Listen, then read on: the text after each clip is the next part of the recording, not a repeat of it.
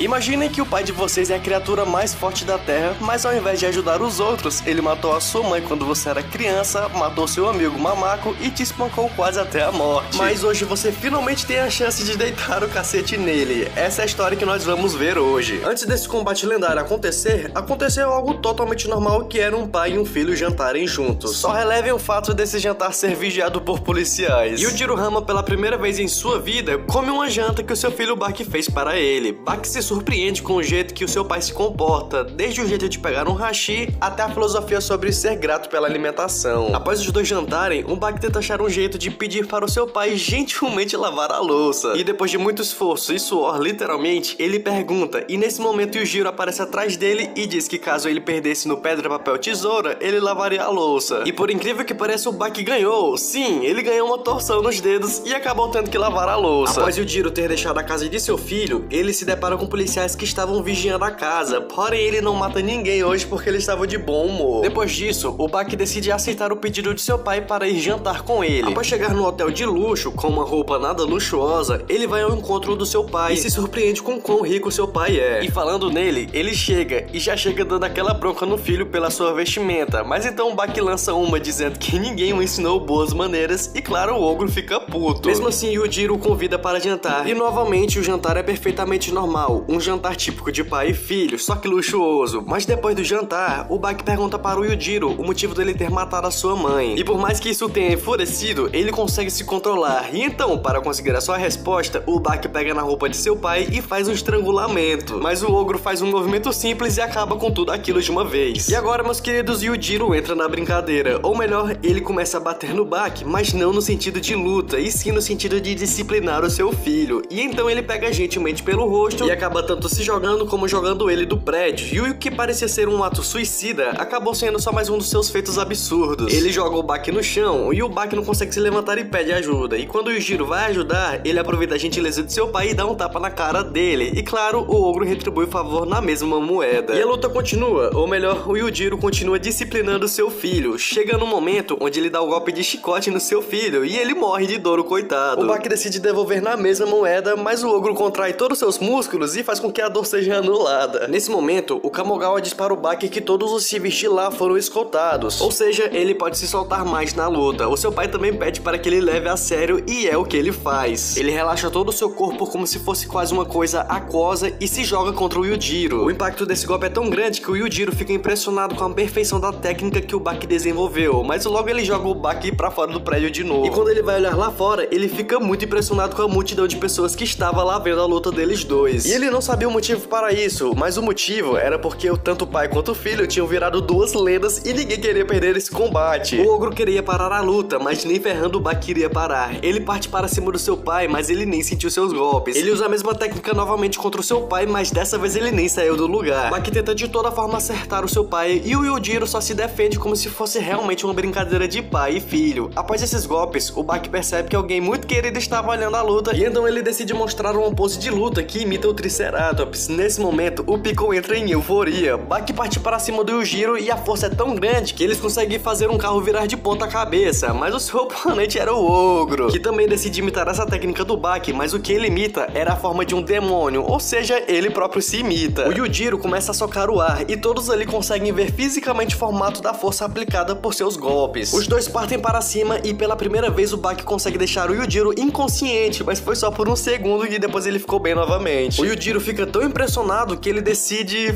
fazer um cafuné no seu filho. O Baki incrivelmente fica muito emotivo nessa hora e reluta em deixar o seu pai fazer carinho nele. Mas Yujiro Hama consegue tudo o que quer e conseguiu fazer cafuné no seu filho. E enquanto ele batia no Baki, ele gentilmente o ensinava o que era força. Ele o ensinava tanto verbalmente como fisicamente.